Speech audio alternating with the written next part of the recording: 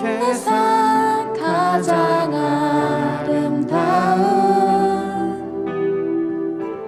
순종의 눈물 온 세상 다시 빛나게 한 생명의 눈물 그가 이 땅에 오신 이유 죽어야 살게 되고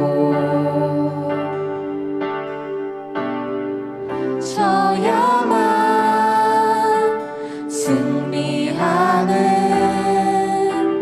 놀랍고 영원한 신비 지으신 그대로 회복시키 우리의 창조주 그리스도 십자가의 길로 아버지 뜻 이루셨네 그가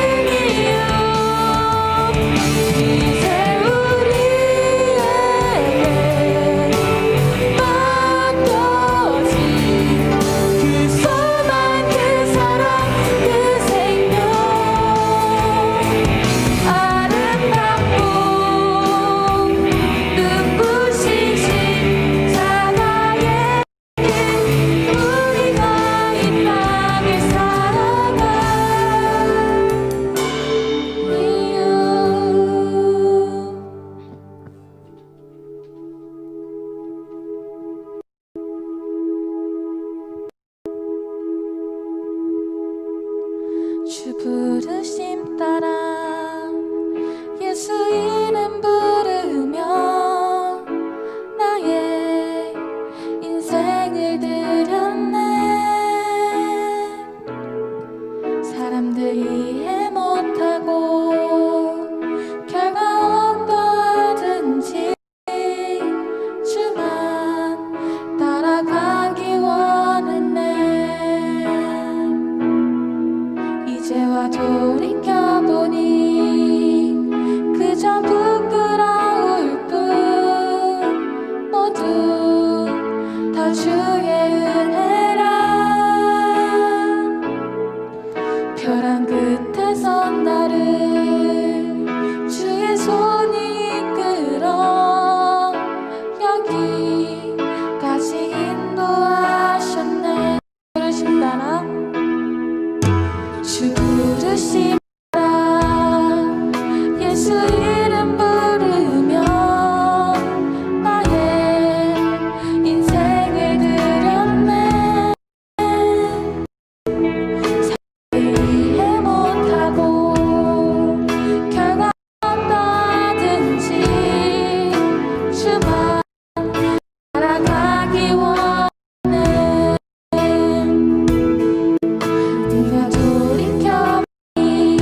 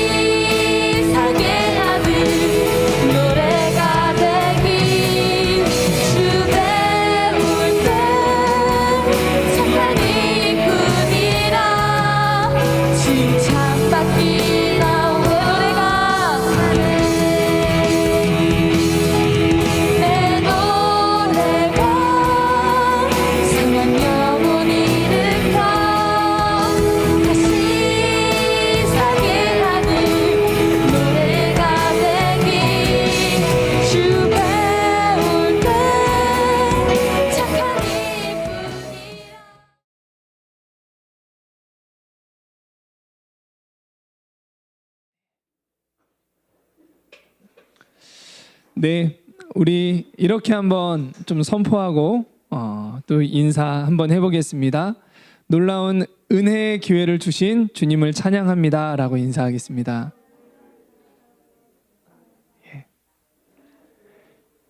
예배는 하나님이 우리 가운데 주신 놀라운 은혜의 기회입니다. 신년이 돼서 두 번째 주일 예배가 맞죠? 네. 저는 한 2주간이 한 2달이 된 것 같아요. 굉장히 좀 길게 느껴지더라고요. 저처럼 한 2주간이 신년이 돼서 굉장히 길게 느껴지는 그런 친구들도 있는 반면에 왜 이렇게 시간이 빨리 가는 거야? 시간이 이렇게 천천히 가는 거야? 또 그렇게 느끼는 그런 친구들도 아마 있었을 것 같아요. 어떻게 느끼던지 간에 좀 우리가 이 예배 시간에는 하나님께 집중하며 좀 나아가길 원합니다. 우리가 집중하며 나아가게 될 때 올 1년을 살아가게 하실 또 한 주를 또 능력 안에서 살아가게 할 그런 하나님의 능력을 우리 가운데 더하여 주실 줄 믿습니다. 그 한 주와 이 한 해의 승리가 바로 예배에 있는 것을 믿습니다. 그래서 우리가 예배를 드릴 때에 똑같은 예배의 반복, 뭐 작년에도 드렸고 올해도 드렸는데 이와 같은 자세를 우리가 한번 깨트리고 새해가 됐잖아요. 새로운 자세로 새롭게 예배를 드리면 그 예배가 나를 새롭게 하는 것입니다. 하나님은 우리를 새롭게 하기 위해서 항상 준비하고 계세요. 좋은 것을 주시기 위해서 그래서 기도할 때도 어떻게 기도하라고 예수님 말씀하셨죠? 하늘의 뜻이 이 땅에 이루어지게 해달라고 기도하라고 하셨죠? 우리 주기도문 2에서 배웠죠. 그 얘기는 뭐예요? 하나님은 좋은 것을 예비해주고 계시다는 거예요. 그럼 우리 편에서 내 자세를 바꾸면 그 좋은 것이 내 것이 되는 겁니다. 자세를 바꾸면 그 날이 바로 새 날인 거예요. 이런 마음으로 새해 예배로 한번 드려봅시다. 아멘. 네. 그래서 화면을 뚫고 나와서 저를 만날 기세로 오늘 예배 같이 한번 드려보기 원합니다. 감사 예배 드리게 하시면 감사하고 같이 나눌 말씀은요. 요한복음 4장 25절에서 34절 말씀입니다. 요한복음 4장 25절에서 34절 말씀. 저와 여러분이 한 절씩 돌아가면서 읽겠습니다. 저는 방송이기 때문에 쭉 읽겠습니다. 네, 시작. 여자가 이르되 메시아 곧 그리스도라 하는 이가 오실 줄을 내가 아노니 그가 오시면 모든 것을 우리에게 알려주시리이다.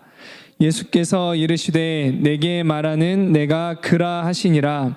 이때 제자들이 돌아와서 예수께서 여자와 말씀하시는 것을 이상히 여겼으나 무엇을 구하시나이까 어찌하여 그와 말씀하시나이까 묻는 자가 없더라. 여자가 물동이를 버려두고 동네로 들어가서 사람들에게 이르되 내가 행한 모든 일을 내게 말한 사람을 와서 보라. 이는 그리스도가 아니냐 하니 그들이 동네에서 나와 예수께로 오더라. 그 사이에 제자들이 청하여 이르되 랍비여 잡수소서. 이르시되 내게는 너희가 알지 못하는 먹을 양식이 있느니라. 제자들이 서로 말하되 누가 잡수실 것을 갖다 드렸는가 하니 예수께서 이르시되 나의 양식은 나를 보내신 이의 뜻을 행하며 그의 일을 온전히 이루는 이것이니라. 아멘. 오늘 말씀의 제목은 나의 예수님을 만나고 전하라 2입니다. 두 번째예요. 2021년 신년 주제인 나의 예수님을 만나고 전하라에 대해서 오늘 다시 한번 다른 본문을 가지고 좀 나누겠습니다. 지난 시간에 나의 예수님을 만나는 것은 예수님을 그리스도로 만나는 것이고 교회를 통해 이러한 은혜가 있게 될 것을 나누었어요. 그리고 예수님을 만난 자가 이제 무엇을 해야 하는지에 대해서 나눴습니다. 오늘은요, 이 실제 나의 예수님을 만나고 전한 사람의 사례에 대해서 같이 한번 보고자 해요. 본문에서 나오는 25절에 보면 여자가 이렇게 시작을 해요. 이 여인은 죄와 상처로 인해 남편이 5번이나 바뀌었고요. 6번째 남자와 살고 있어요. 대인기피증이 심한 그러한 여인이었어요. 이 여인은 사마리아 지역에 사는 여인이었죠. 이 여인은 사랑결핍, 관계 중독이었던 그러한 여인이었어요. 중독엔 또 여러 가지가 있을 수 있죠. 이 여인은 관계 중독이었지만 우리는 게임 중독도 있을 수 있고. 예. 자, 남편이 5번이나 바뀌었지만 영혼에 채워지지 않는 그런 갈급함이 있었고요. 정죄와 수치심에 사람들을 피해 다니는 굉장히 외롭고 안타까운, 굉장히 안쓰러운 그런 삶을 살고 있는 그러한 여인이었어요. 어느 정도로 사람을 피해 다녔냐면 아무도 다니지 않는 시간에 먹고 살기 위해 어쩔 수 없이 물만 기르러 밖에 나오는 그러한 삶을 살고 있었어요. 우리에게 적용한다면 게임 페인 정도? 그 이상 대인기피증을 또 가지고 있었던 여인이었어요. 예수님은 이러한 여인을 만나시기 위해 이 여인을 찾아가셨어요. 이 여인은 예수님을 만난 후에 인생이 바뀝니다. 한 번의 만남이요, 인생을 바꿀 수가 있어요. 한 번의 만남이 나의 삶을 변화시킬 수 있습니다. 오늘 한 번의 예배가 나의 삶을 완전히 새롭게 할 수 있어요. 좋은 사람을 만나도 인생이 바뀌죠. 어떤 좋은 사람, 공부 잘하는 사람, 어떤 성공했던 사람, 그런 사람과 한번 대화하면 굉장히 큰 동기부여를 받죠. 와, 나도 열심히 한번 살아볼래. 그러면서 정말 인생이 바뀌어가는 그런 사람들도 있어요. 이렇게 좋은 사람을 만나도 인생이 바뀐다고 한다면요, 한번 잘 생각해 봅시다. 온 우주를 창조하셨던 하나님, 그 하나님을 내가 만나고 나를 향한 그 하나님, 그 예수님의 음성이 들리면 삶이 바뀌는 것은 말할 필요도 없는 거겠죠. 이 예수님을 만나면 영혼이 바뀌고 인생이 새로워지게 되는 거예요. 그러한 예배가 되기를 소망합니다. 그러나요, 아무리 뛰어난 사람, 아무리 훌륭한 사람이라 할지라도요, 그 사람을 만났는데 저 사람 나한테 도움이 되겠어?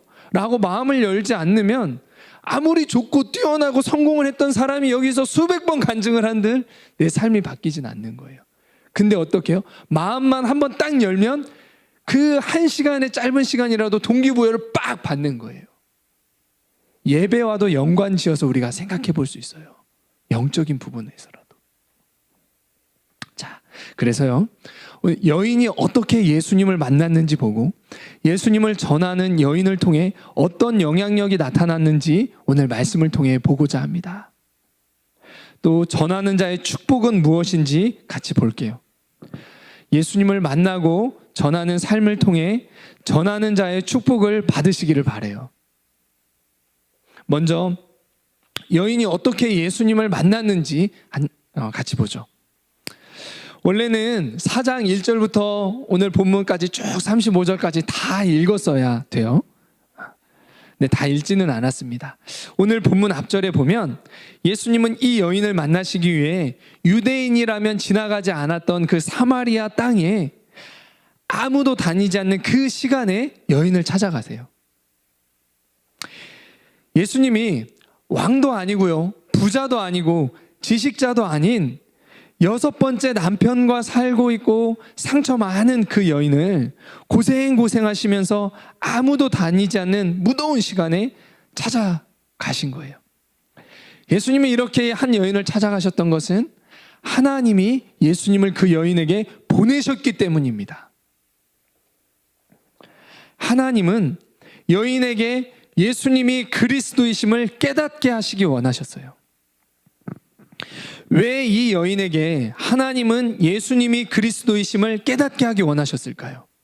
왜 이러한 여인에게? 오늘 본문 25절에 보면은요, 이 여인이 뭐에 대해서 얘기해요? 메시아 곧 그리스도에 대해서 얘기를 하고 있어요. 즉, 이 여인은 그리스도를 필요로 했습니다. 그리스도를 만나고자 했어요. 하나님은 이 여인의 사모함을 보시고 예수님을 여인에게 보내신 거예요. 자, 작은 첫 번째 여인의 사모함에 대해서 볼게요.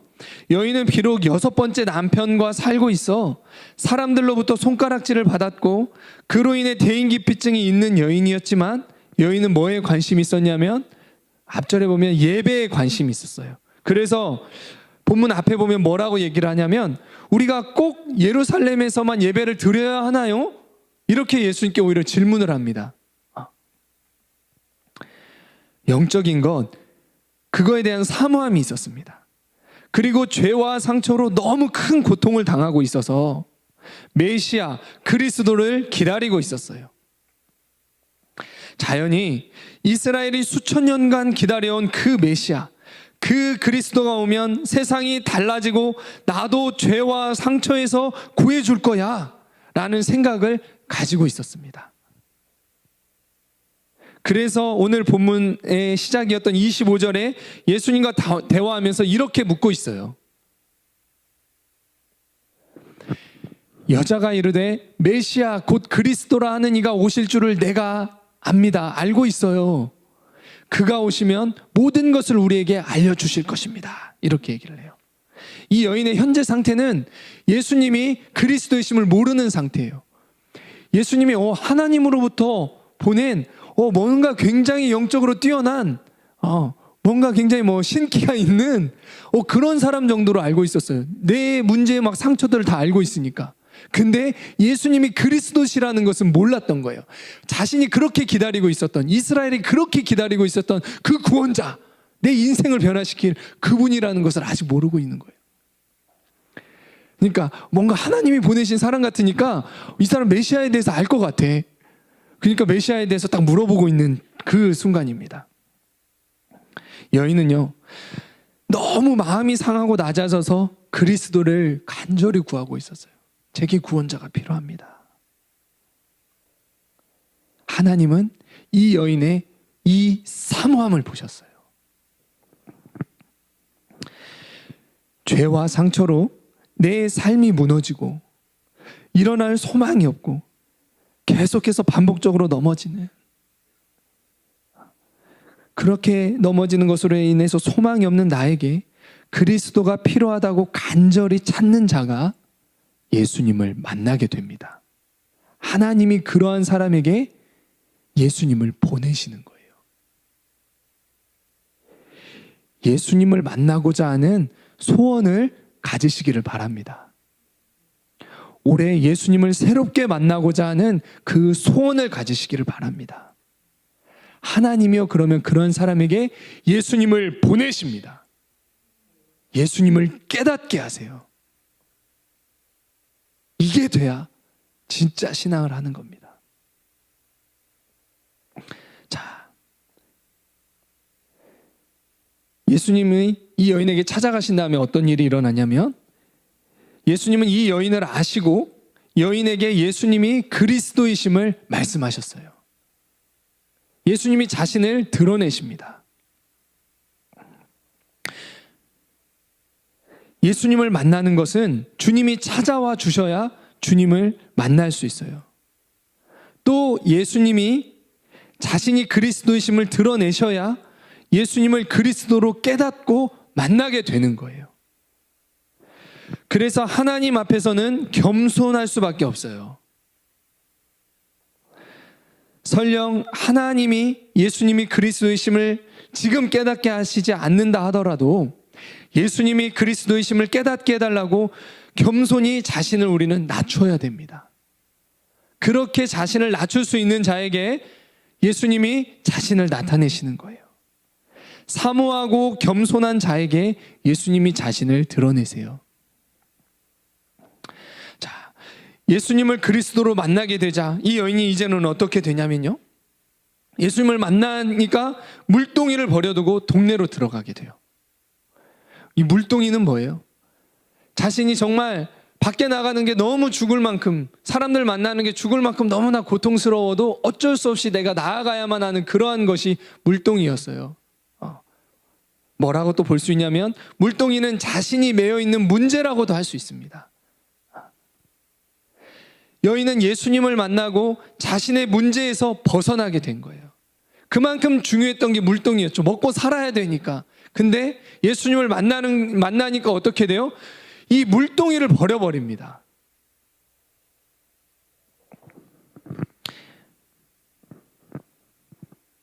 물동이 버리면 이 여인이 이제 굶어서 죽나요? 목말라 죽나요? 더 놀라운 새 삶을 살게 됩니다. 그 매여 있는 삶에서 벗어나게 돼요. 그럼 예수님을 만남으로 인해서요, 우리가 매여 있는 그 부분에서 벗어나게 되는 역사가 있기를 축복합니다. 그리고 놀라운 인생을 살아가시기를 바라요. 거기에 매여서 그것만 쫓아가는 인생이 아니라요, 예수님을 만나고 이제 다른 차원의 삶을 살아가시기를 바랍니다. 이 여인이 어떤 다른 차원의 삶을 살아갔는지 계속 한번 보기를 원해요. 자, 예수님을 만나면 겉모습이 바뀌진 않지만 표시가 나요. 예수님을 그리스도로 분명히 만난 사람은 뭔가 변화가 있습니다. 자신의 문제가 끊어지기 시작하고요, 아직 성숙하지 않아서 영적인 공격을 받고 넘어지기도 하지만 예수님을 어떻게 따르냐면 기쁨으로 따릅니다. 기쁨으로. 부모님 때문에 예수님 따르는 것도 아니고 어쩔 수 없이 그래야만 할 것 같아서 그냥 따르는 그런 차원이 아니라 주님을 따르는 것이 기뻐져요. 기쁨으로 따르게 돼요. 여인이 예수님을 만나자 그래서 한 일은 뭐였냐면요, 누가 시키지 않았어요. 예수님도 시키지 않았어요. 근데 이 여인이 한 일은 뭐냐면 예수님을 전하는 것을 합니다. 물동이를 버려두고 동네로 뛰어가요. 예수님을 그리스도로 만난 사람이 예수님을 전하게 되는 거예요. 큰 두 번째 예수님을 전함.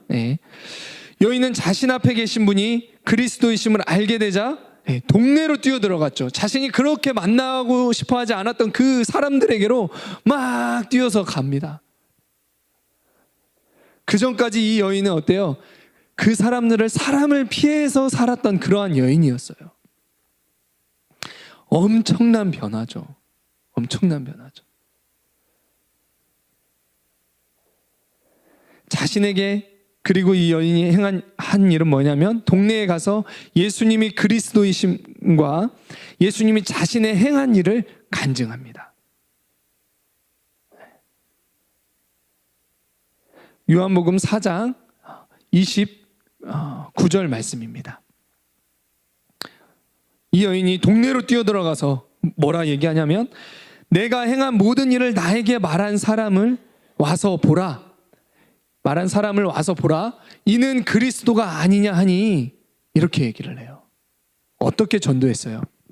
성경 지식을 얘기하고 역사를 얘기하고 창조론을 증명해 보인 것이 아니라 내가 저 친구와 지식 대결해가지고 저 친구의 논리를 확 깨버려야지 이렇게 한 것이 아니라 예수님이 나에게 하신 일을 간증했어요. 자신의 과거가 부끄러운 일이지만 자신의 약함을 드러내 예수님의 강함을 나타냈습니다.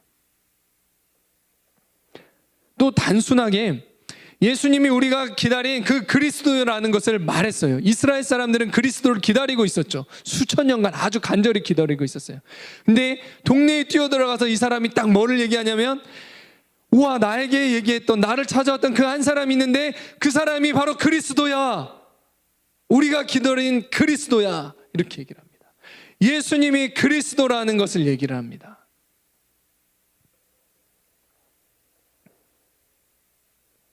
예수님은 죄인을 위해 이 땅에 오셨고 죄인에게 필요한 구원자라는 것을 말하는 것이 전도예요. 두 가지였죠. 전도는 어려운 것이 아닙니다. 예수님이 내게 행하신 일을 드러내면 돼요. 이건 팩트잖아요.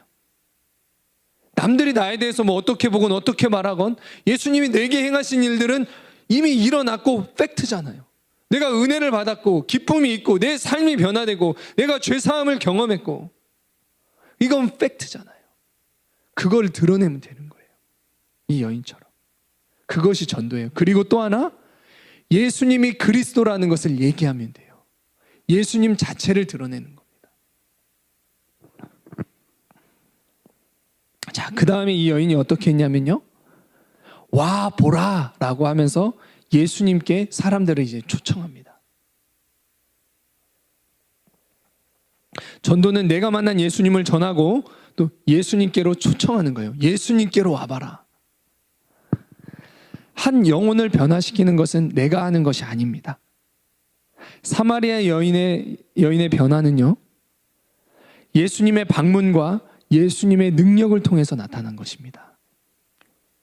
그렇다면 한 영혼이 변화되고 구원을 얻기 위해서 우리가 할 수 있는 일은 뭘까요? 내가 막 그 영혼을 엄청난 시간과 막 노력을 들이고 막 과자 사주고 막 쫄르고 막 다 해서 그것 자체가 변할까? 아니요. 궁극적인 것은 그걸 통해서 변하는 것이 아니라요, 예수님의 능력과 예수님의 방문을 통해 변화가 일어나요. 그러면 우리가 할 수 있는 일은 뭐예요? 우리가 해야 되는 일은 한 영혼을 예수님께로 초청하는 겁니다. 예수님께로 나가게 하는 거예요. 이 여인처럼 와 보라라고 얘기하는 거예요. 예수님께 한번 와 보라. 전도 누구나 할 수 있습니다.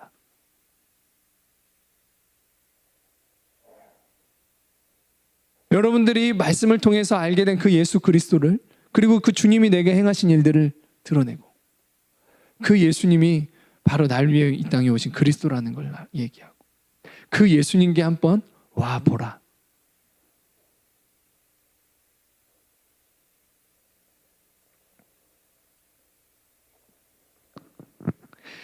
내가 사람을 어떻게든 노력해서 바꿀 수는 없어요. 내 역할은요, 나를 찾아와 주신 예수님, 나를 만나 주신 예수님께로 사람들을 초청하는 거예요. 그러면 예수님이 일하십니다. 그 영혼이 예수님께 마음을 열고 안 열고는 내가 할 수 있는 영역은 아니에요. 내가 막 그 영혼에 어떻게 막 마음에 들어가가지고 막 문빗장을 막 이렇게 어떻게 할 수 없잖아요. 그건 내 영역이 아니에요. 우리가 초청할 때 마음을 열고 예수님께 그 영혼이 나오면 그 영혼이 예수님을 만남으로 그 영혼에게 변화가 시작되는 거예요. 이러한 일들이 있도록 우리는 기도해야 될 뿐이죠. 그래서 우리가 할 수 있는 부분이 있고, 그 영혼이 반응해야 할 부분도 있고, 예수님만이 하실 수 있는 부분이 있는 겁니다.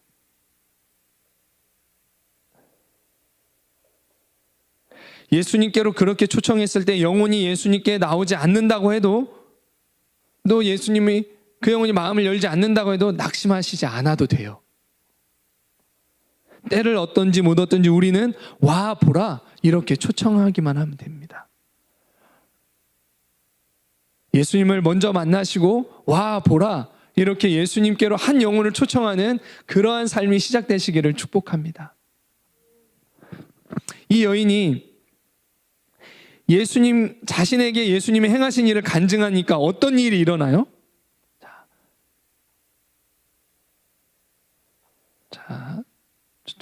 어떤 일이 일어났냐면 사람들이 예수님께로 나옵니다.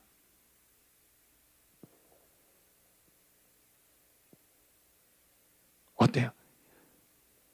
만약에 한번 생각해 볼까요? 이 여인이 예수님을 만나지 못했어. 그냥 옛 모습 그대로야. 이 여인이 동네로 갑자기 갔어. 예수님께 와봐. 어떤 일이 일어났을까요?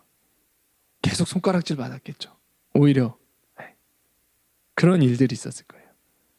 오히려 정죄받았을 거예요. 그런데요, 사람을 피해 다니던 이 여인이 변화되니까요, 이 영적인 변화가 일어나니까 사람들도 그걸 느꼈어요. 깜짝 놀랐어요. 이게 뭐예요? 영적인 변화고 이게 영적인 권세입니다. 예수님을 만나면요, 겉모습이 갑자기 막 엄청 이뻐지고 엄청 막 힘이 세지고 그런 게 되는 것이 아니라 영적인 그 속사람이 새 사람이 되는 거예요. 이런 변화가 근데요 느껴집니다. 예수님을 만난 사람 한번 봐봐요. 제가 원래 저런 사람이 아니었는데 회개하고 갑자기 나오는데 얼굴이 부드러워. 나만 보면 레이저 뿅 쏘는 애였는데 예수님을 만나니까 얼굴이 부드러워져 버려. 뭐예요? 속사람의 변화가 막 느껴지기 시작합니다. 이게 영적인 권세죠.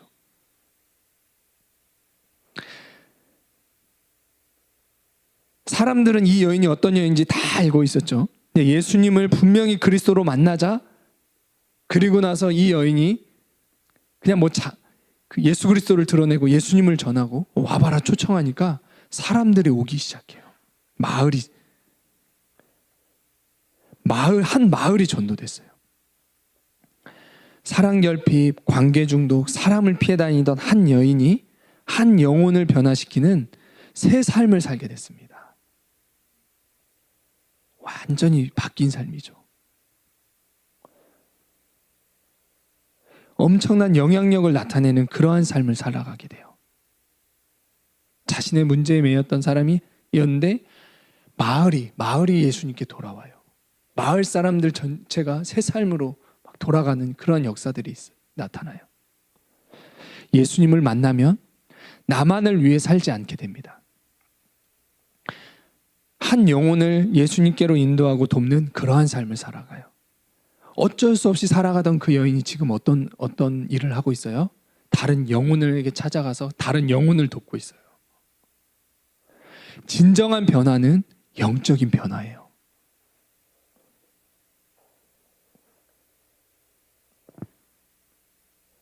우리가 예수님을 만난다고 해서 목소리가 커지고 막 논리적이 되는 것이 아니라 영적인 권세가 나타나요.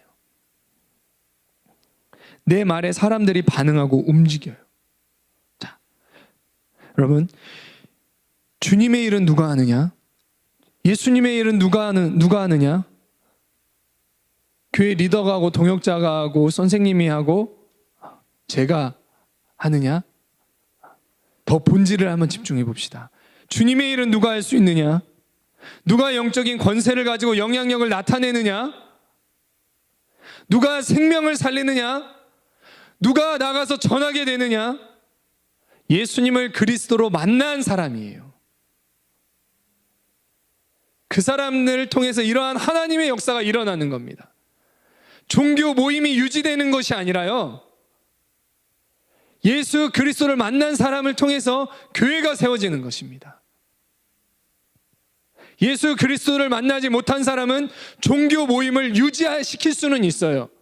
자신의 힘으로 아무런 영적인 능력이 없이, 예수 그리스도가 전해지는 것 없이 모임은 유지할 수 있어요. 찬양팀이 유지될 수는 있어요. 교회에 다닐 수는 있어요. 그런 사람을 우리가 뭐라 얘기해요? 종교인이라고 얘기합니다. 종교인을 통해서는 아무런 영적인 영향력이 없어요. 내가 공부를 아무리 잘해봐요, 종교인을 통해서는 한 영혼이 변화되지 않아요. 예수 그리스도께 한 영혼이 나오지 못해요. 여러분, 제가 도전합니다. 여러분, 공부 잘해서 하나님 영광 나타내고 싶으시죠? 그걸 위해서 정말 열심히 공부하시죠? 정말 열심히 공부하는 거 저 정말 너무 응원합니다. 여러분, 그런데요, 여러분이 종교인의 모습을 하고 있으면요, 그렇게 열심히 한 공부를 통해서 한 영혼도 못 돌아와요.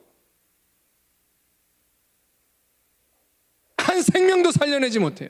내 옆에 죽어가는 한 영혼이 있는데 그 영혼 변화시키지 못합니다. 종교의 실제예요. 어떻게 해야 돼요? 이 여인과 같이 예수 그리스도를 만나기를 사모하셔야 돼요. 내가 예수 그리스도를 만나야 돼요. 그것이 영적인 실제입니다. 그래야 속지 않을 수 있어요. 세상에 나가서 속지 않으셔야 됩니다. 우리가 속지 않아야 돼요. 환경이 변했다고 해서, 내 앞에 커다란 문제가 있다고 해서 속지 않아야 돼요. 예수님을 그리스도로 만나셔야만 돼요. 그러한 사람을 통해서만 영적인 생명이 나타나는 거예요. 그러한 사람을 통해서 교회가 이루어지는 거예요. 그러한 사람이 없는 교회는요, 후 불어버리면 다 흩어져 버립니다. 대학교 가면 다 떠나버리고요, 고등학교 올라오면서 다 떠나버리고요. 고등학교 올라오면서 무슨 생각해요? 고등학교 때까지만 엄마 때문에 신앙생활하고 대학교 때는 내 맘대로 할 거야. 그럼 교회에 누가 막 억지로 붙잡아 놓는 거 아니에요. 그리스도를 만나셔야 돼요. 그리스도를 만나셔야 종교를 벗어나게 됩니다. 여러분들 정말 영향력 있는 삶을 살고자 하고 하나님의 영광을 위해서 달려간다고 하는 현재 나의 그 실제 그걸 한번 잘 보세요. 과연 그 일들이 이루어질 수 있는 그 준비가 내 안에 정확하게 되고 있느냐? 내가 말하는 그것이 정말 주님을 위한 거고 주님을 따라가고자 하는 그 고백인 거냐? 아니면 나의 영광을 위한 나의 욕심인 거냐? 한번 봐야 돼요. 그리스도를 만나시길 바랍니다. 그거에 우리 마음의 중심이 우선순위에 우리가 둬야 돼요. 그리고 그거를 구해야 그 위에 영향력을 우리가 나타낼 수 있는 겁니다.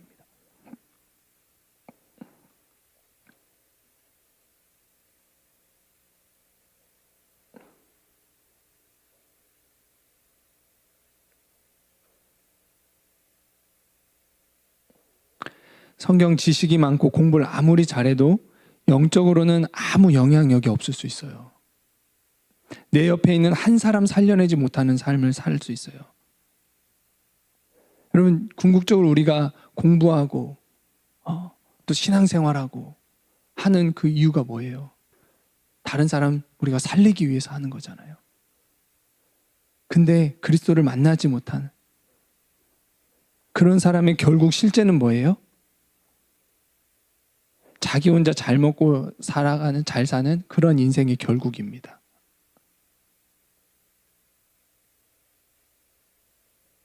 하지만요, 지금은 비록 상처 많고 대인관계를 잘 맺는 것도 미숙하고요, 또 성적이 좋지 않을지라도 예수님을 그리스도로 만나면 다른 사람에게 영향을 나타내는 삶을 살아요.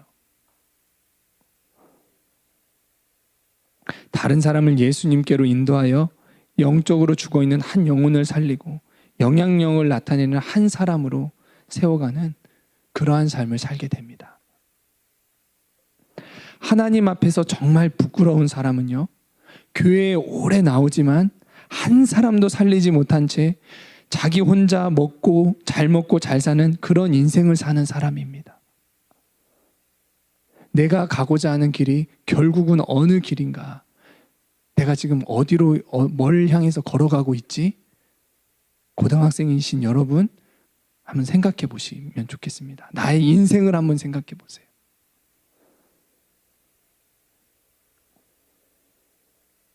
이러한 인생은요, 하나님 앞에서는 초라하고 부끄러운 인생입니다. 예수님을 만나고 영적인 변화를 경험하시기 바라요.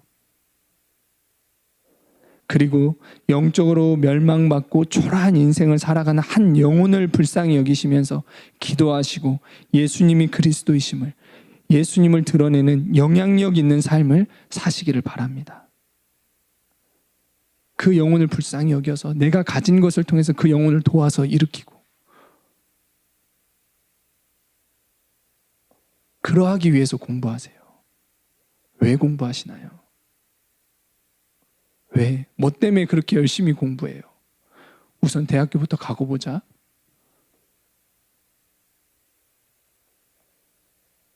그렇게 해서 갔다가 정체성이 확 와르르 무너질 수도 있어요.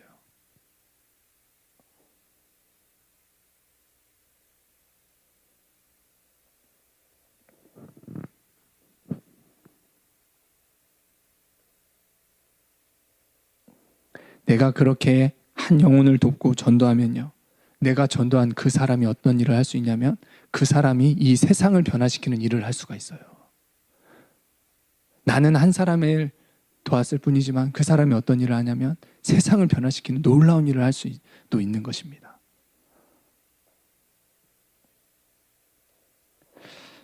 하나님 앞에서 우리 부끄러운 인생이 되지는 맙시다.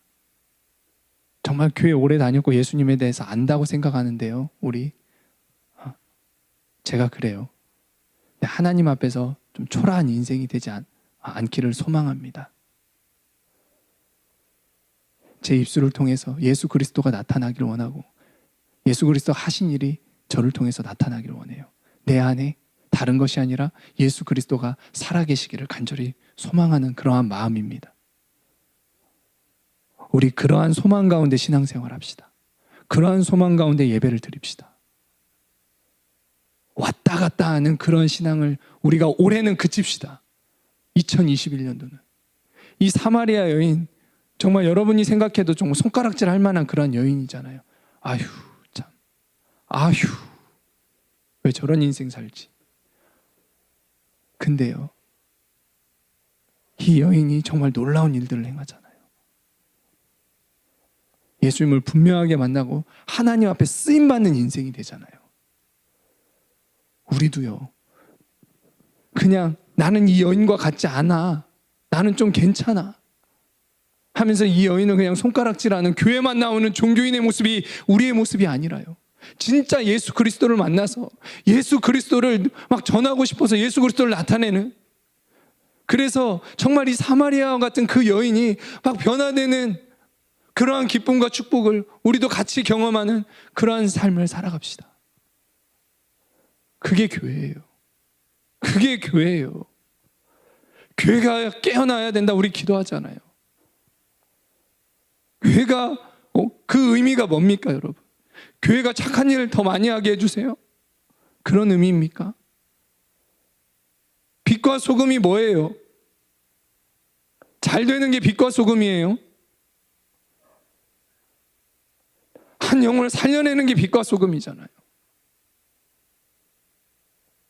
우리 교회 다닌다고 말하는 우리 크리스찬들, 오늘 예배를 드리는 우리 고등부 학생들, 여러분 다 교회 다닌다고 얘기를 하고 나 크리스찬이야 이렇게 정말 살아가는 아주 너무나 귀한 분들이시잖아요.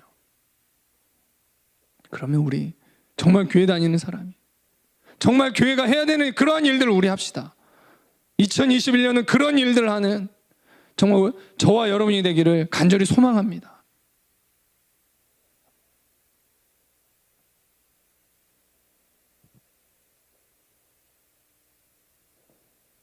교회 왔다 갔다 하지 말고요, 우리.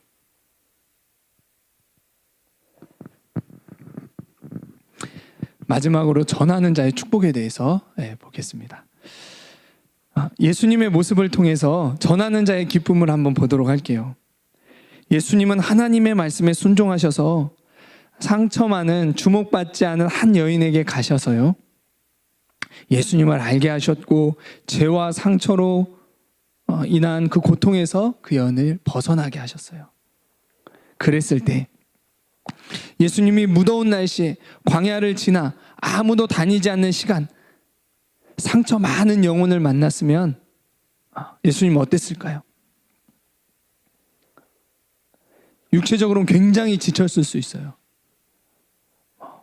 광야를 여러분 걸어보셨나요? 저도 안 걸어봤어요. 근데 무더운 여름에 무거운 거를 막 짊어지고 행군은 해봤어요. 막 너무 힘들어요. 그리고 날씨가 무더우면요, 제가 굉장히 건강한 체질이거든요.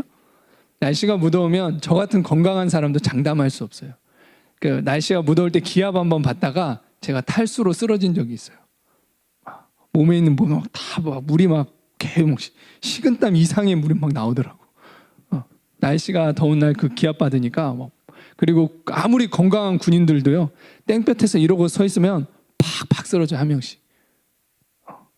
여러분, 군인들이 막 이렇게 서 있는 거 있잖아요. 멋있게 막 이렇게 딱 줄 맞춰가지고, 그거 엄청 어려운 거예요. 어쨌든 예수님이 진짜 광야길을 걸어가셨으면, 예수님이 걸어가셨으면 아이고 힘들다, 아이고 힘들다, 사마리아 그 지역에 딱 도착해가지고 물 좀 가져와 봐라, 좀 쉬었다 가자 막 이러면서 굉장히 피곤해 하셨을 거예요.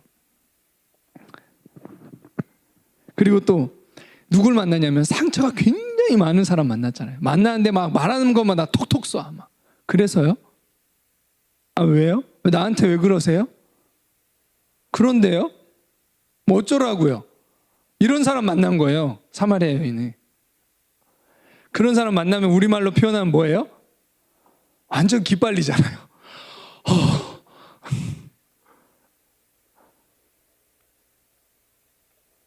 근데 예수님이 뭐라 말씀하세요? 예수님이 그 지역에 도착하셨을 때 제자들은 도착하자마자 예수님이 이제 너무 힘든 길을 왔잖아. 먹을 거 이렇게 막 사러 갔어. 그때 사마리아 여인을 딱 마주친 거거든요. 그리고 이제 여인을 만나고 이 여인이 예수님이 그리스도이심을 알자마자 예수님이 뭐 더 말하기도 전에 이 여인이 갑자기 동네로 뛰어가 버렸어. 그 사이에 이제 또 제자들이 딱 왔어. 그래서 예수님 먹을 거 사왔습니다. 딱 드리니까 예수님이 자 4장 32, 30 오늘 본문 32절에서 34절 말씀을 하세요. 예수님 뭐라 말씀하시냐면 예수님 여기 먹을 거 있습니다. 그랬더니 32절에 이르시되 내게는 너희가 알지 못하는 양식이 있느니라. 지금 뭐예요? 힘이 나신다는 거예요. 뭔가 드셨다는 거예요. 제자들이 서로 말하되 누가 잡수실 것을 드렸나? 우리 없을 때 누가 예수님한테 이렇게 좀 갖다 드렸나? 아니면 예수님 몰래 챙겨 오셨나?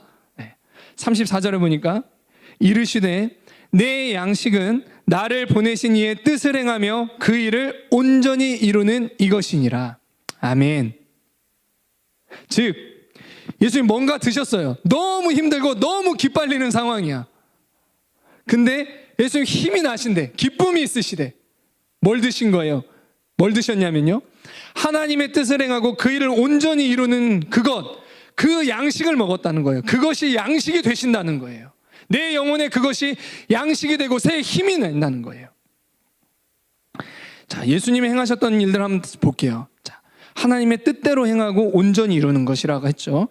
사마리아 여인을 구원하고 치유하기 원하시는 하나님의 뜻을 알고 사마리아 지역까지 오셨고요. 그 영혼을 구원하고자 하는 하나님의 뜻, 그 영혼에게 그리스도를 나타내고자 하는 하나님의 그 뜻을 온전하게 나타내셔서 여인을 구원하고 치유하셨어요. 하나님의 뜻을 행하고 온전하게 이루셨죠.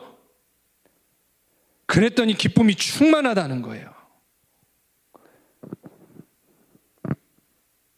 밥을 먹지 않아도 배부르고 행복하다, 이런 얘기신 거예요. 너무 기빨려. 너무 좀 쉬어야 되겠어. 내가 오늘 교회에서 찬양팀 하고 왔는데 너무 힘들어. 너무 좀 쉬어야 되겠어. 나 오늘 데코 모임 하고 왔는데 너무 기빨려. 나 누구 만나서 좀 얘기하고 왔는데 우리 고일들 훌륭하지만 우리 예를 들면 선배가 우리 고일들 만나고 왔는데 기빨려. 나 이제 못하겠어. 아무것도. 엄마 밥 줘요. 엄마 간식. 이게 아니라 와, 기쁨이 충만하다는 거예요. 기쁘대요. 밥 안 먹어도 좋대. 밥 안 먹어도 좋아. 행복해. 뭐가 영적인 양식이에요? 누가 주님의 일을 하면서 주님 섬기면서 누가 어려워져요? 누가 신앙생활하면서 어려워질까요? 자기 문제에만 매여 있는 사람이 영적으로 어려워져요. 잘 한번 생각해 보세요. 여러분, 이 말씀을 영적으로 잘 들으세요. 나에게 하시는 말씀을 한번 들어보세요. 저의 개인적인 의견이라면 여러분 패스하셔도 됩니다. 근데 성경에서 하나님이 하시는 말씀이라고 하면 여러분 그거를 잘 보세요. 성경을 여러분들이 직접 한번 보세요.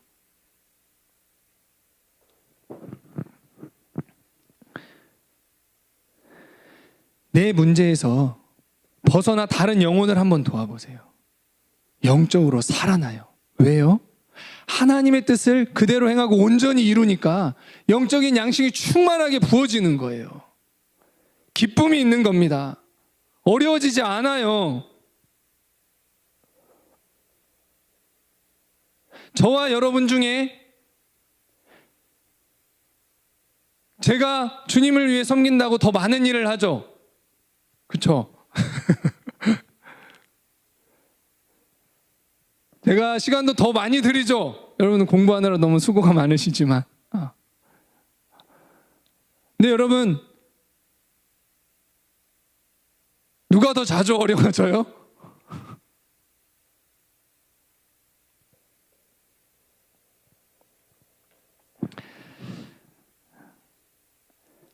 나에게 관심을 갖고 있기보다 눈을 들어서 하나님을 보는 사람, 하나님께 귀 기울이는 사람은 영적으로 하나님이 주시는 생명이 있어요.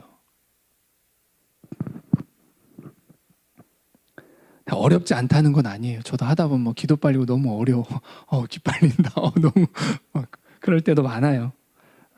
그런데요, 하나님을 보는 사람, 하나님께 귀 기울이는 사람은 하나님이 주시는 생명이 있습니다. 그런데 나만 보는 사람, 내 눈앞에 있는 환경과 상황만 보는 사람, 거기에서 그것만 벗어나고자 하는 것, 이것만 생각하는 사람, 큐티를 해도 하나님 성품 자체에 관심을 갖고 하나님의 음성에 관심을 갖고 하나님께 보는 게 아니라요, 또 나를 하나님의 뜻대로 변화시키는 데 관심을 갖기보다 오늘 하루 내 어려움 어떻게 하면 이겨낼 수 있을까? 어떻게 하면 오늘 하루 큐티 한번 봄으로 인해서 공부를 좀 더 잘할 수 있을까? 나만 보고 나 중심적인 관점을 가지고 큐티를 하는 사람은 영적인 생명력이 주어지지 않습니다. 그러니까 큐티가 재미가 없어요. 큐티, 하나님의 말씀 속에는 하나님이 담겨 있는데, 하나님의 메시지가 있는데, 하나님의 메시지를 듣지 못하고 하나님을 만나지 못하니까 재미가 없죠. 큐티 끝내야만 하니까 재미가 없죠. 만남이 있는 사람은 재미가 있죠. 즐겁죠. 가슴 뛰죠. 동행하심이 느껴지죠. 관심이 어디에 있느냐에 따라 달라지는 거예요.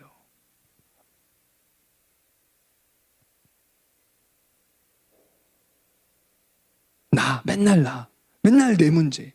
큐티 통해서 어떻게든 조금 더 그냥 내 문제 조금 더 잘 살아보고 조금 더 공부 잘해보고 벌 안 받으려고 큐티하고, 큐티하면 그냥 그거 자체로 큐티했으니까 마음 편하고, 어떻게든 나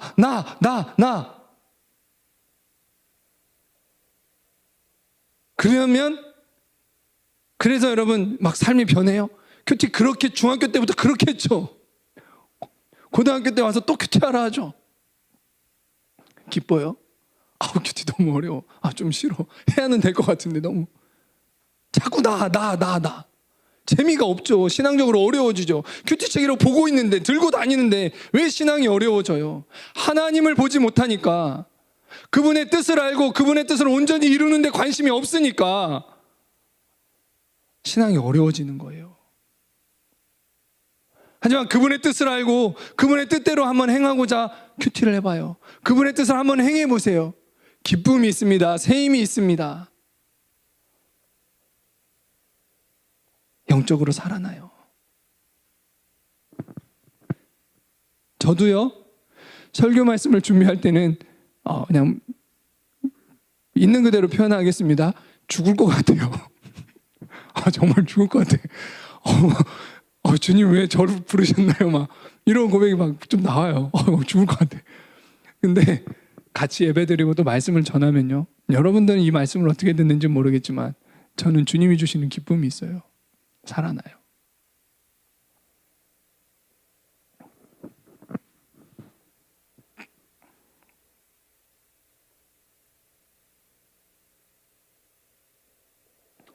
하나님의 뜻과 그 뜻을 이루고자 하는 것으로 시선을 바꾸시기를 바랍니다.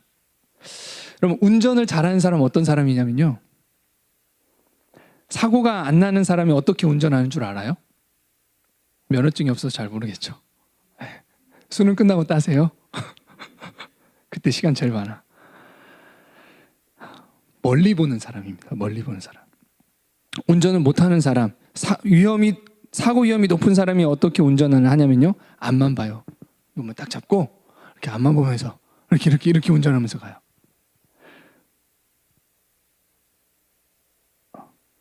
그러면 더 사고가 날 수 있어요. 갑자기 옆에서 차가 오거나 누군가가 튀어나오게 되면 그냥 사고 당하는 거예요. 이렇게 앞만 보는 사람. 근데요, 조금 무섭다 하더라도 또 급거북길이 있는데 앞만 보는 사람은 속도를 줄이지 못해서 그냥 사고 나버리는 거예요. 이거 알고 봤더니 급거북길이네.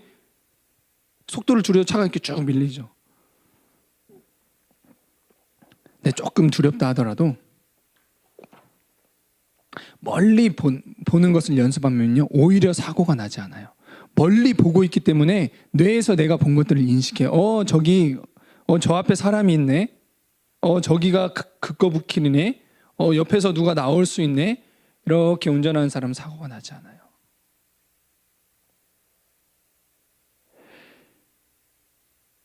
여러분 고등학교 생활을 하고 보내는 여러분들, 학업 입시라는 큰 어려움이 있지만 나만 보고 내 문제만 그래서 볼 수 있어요. 운전대 잡고 이렇게 앞만 보듯이. 일단은 또 학업이 아니라 개인적인 연약함과 상처가 있는 사람도 문제가 있다 보니까 자꾸 나의 아픈 부분만을 보고 있을 수 있어요.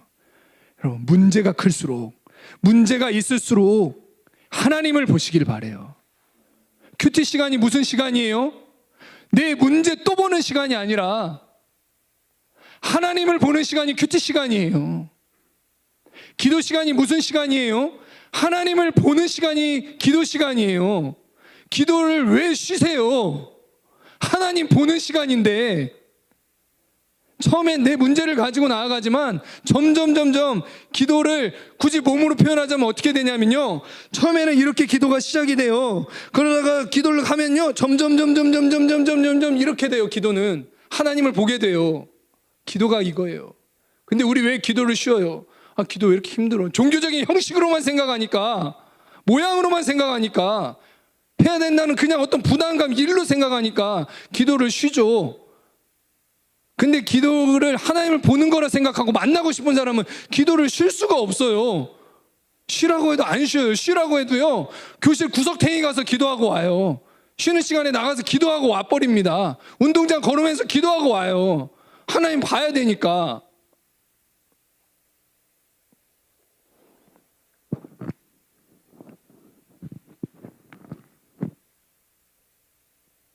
하나님의 뜻을 알고 그 뜻을 행하시기를 바래요. 그런 사람이 문제에서 벗어나게 됩니다.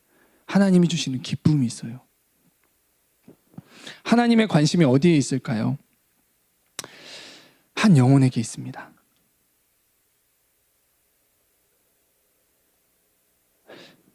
여러분들, 말씀 거의 끝나가고 있어요. 좀 길어지더라도 마지막 집중, 마지막 힘을 한 번 더 냅시다. 자, 화면으로 튀어나와서 저에게 오세요. 마지막으로 더.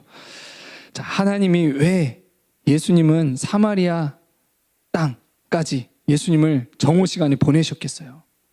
죄 많고 상처 많았던 영적인 갈급함과 그리스도를 기다리고 있는 그 소원함이 있는 한 영혼에게 하나님이 관심이 있으시니까 하나님이 예수님을 그 영혼에게 보내신 거예요. 하나님의 관심이 누구에게 있어요? 한 영혼에게 있습니다.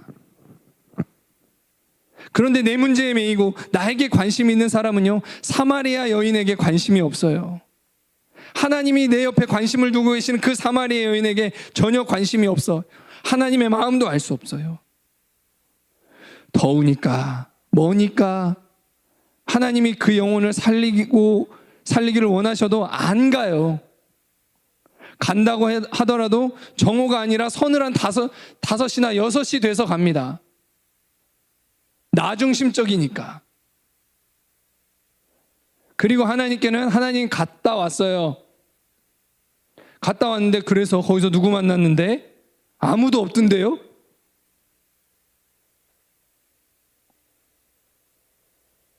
그때가 아니면 하나님이 관심 있는 그 영혼을 만날 수가 없어요.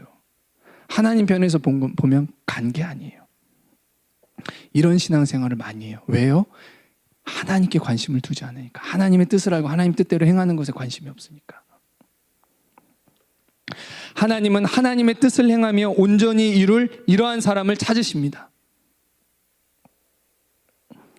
하나님의 이렇게 여러분들 거기에 초점을 맞추실 때, 하나님의 뜻을 알고 하나님의 뜻을 온전히 이루는 것에 초점을 맞추실 때 인생에 정말 기쁨이 있으실 겁니다. 여러분, 이러한 일들에 관심을 가지시되 특별히는 하나님이 관심 있으신 한 영혼을 구원하고 세우는 그 일에 여러분 관심을 갖게 되시기를 축복합니다. 여러분, 나의 예수님을 만나고 예수님을 전하는 축복된 인생, 그 2021년이 되시기를 바라요. 하나님의 기쁨과 하늘의 기쁨이 충만한 저와 여러분이 되시기를 기도합니다.